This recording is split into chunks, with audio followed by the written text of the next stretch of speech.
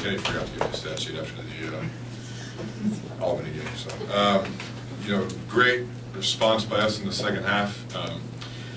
You know, we seem to have gotten the message a little bit about the rebounding, which was good to see. You know, we were down 2 at halftime and ended up out-rebounding up by 6 for the game. So +8 in the second half was very good to see. You know, we got off to a little bit of a slow start, couldn't make any shots, but that's going to happen. And, you know, we were resilient and responded and bounced back. So, very proud of our guys. You know, it slipped up once at home in the non-conference slate against Seton Hall, obviously, but other than that, we took care of business. And some of them were probably a lot more stressful than I had hoped, but nonetheless, you know, pretty good start overall. So, guys are going to go home for a couple of days, enjoy a great holiday, and you know, we'll come back Tuesday, get back to work.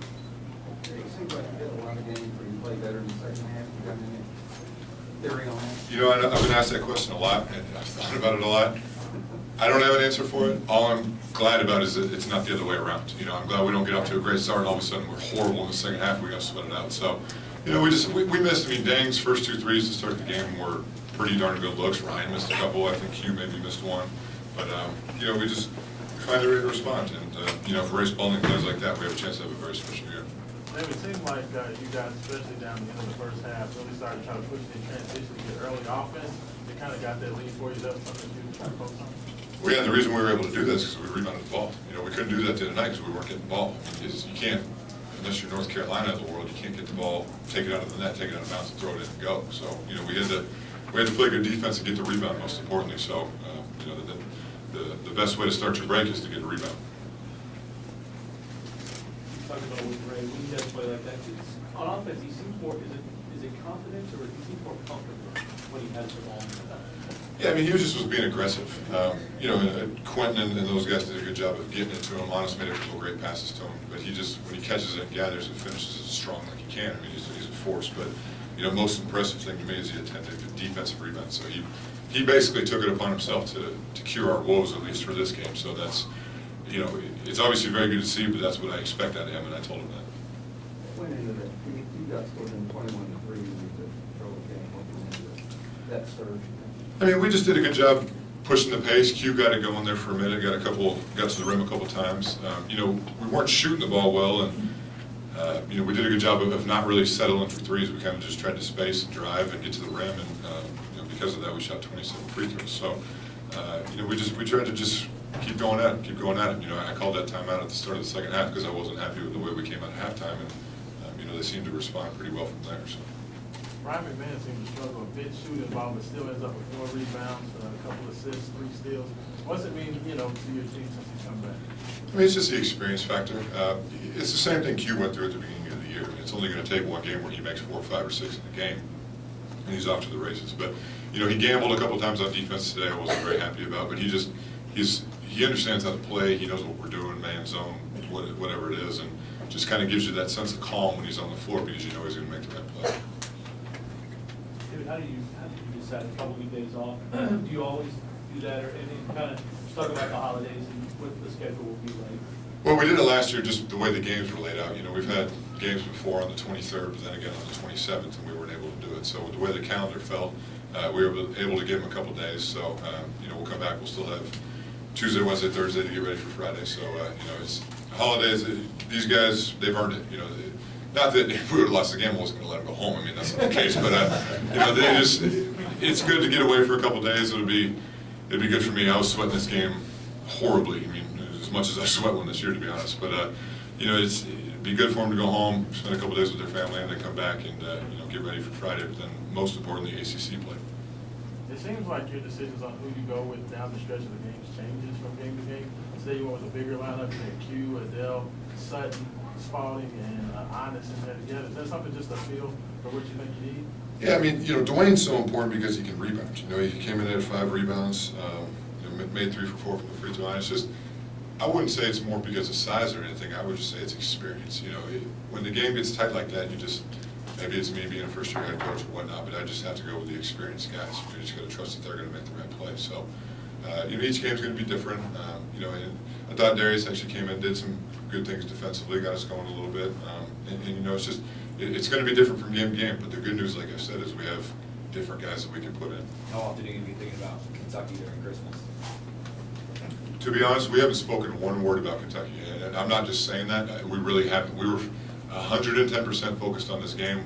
You know, I told the guys yesterday after practice, I said, I don't even want you guys thinking about going home. I said, we need to win this game tomorrow and get momentum going into next week. So, you know, obviously I'll start taking a look at them, but, you know, at the same time, I've got 2 little boys that are really going to enjoy Christmas, so I want to make sure I enjoy it with them. What's your, I'm sure you've seen it at some point, what's your early impression? The only edits, or I'm sorry, edits, film of Kentucky I've seen is our game from last year. So I saw them play maybe early in the year, a couple minutes on TV, but you know, we don't look ahead, especially this year. We don't look ahead at all. We've taken it day by day, so we haven't spoken one word about Kentucky. You've experienced going up there on the road. What do you tell your players, or what are you going to tell your players about what they can expect? Well, four of them have been there. Honest and Quentin and Ray and Dang. You know, it's obviously one of the toughest environments in the country to play in, especially given the rivalry. But you know, at the end of the day, it just comes down to doing what we got to do, defensively, offensively, X and O wise, and you know, try to execute. And you know, we've had a pretty.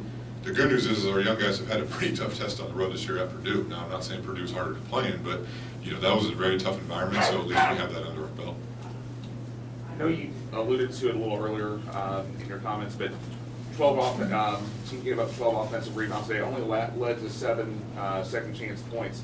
But as you get deeper into the schedule, especially against teams that are more athletic or that can match your athleticism, what are you going to look to do to get that number even smaller?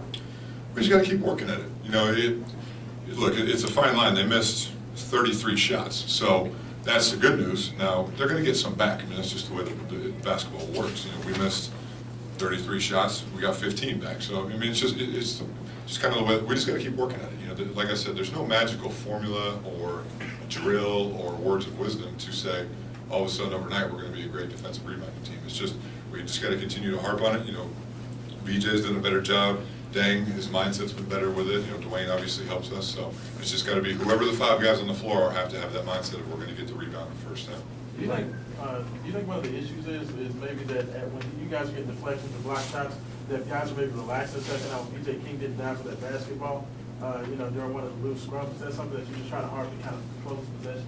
Look, I mean, one thing that's got to give when you're a good shot blocking team is you're taking your biggest and tallest guys out of the rebounding play because they're trying to block the shot. You know, now I'm not saying good shot blocking teams can't be good rebounding teams, but I mean, it also has an impact. I mean, if Honest and Ray are trying to go block the shot, now you're relying on smaller guys to try to rebound. So, you know, something's got to give somewhere. I mean, if we could block however many shots we're blocking a game and then not give the other team any offensive rebounds, I mean, it would be pretty scary, but that's just not realistic. So it's just got to be all 5 guys. I mean, I know that sounds simple, but that's just the truth, and that's what I've seen watching all the films.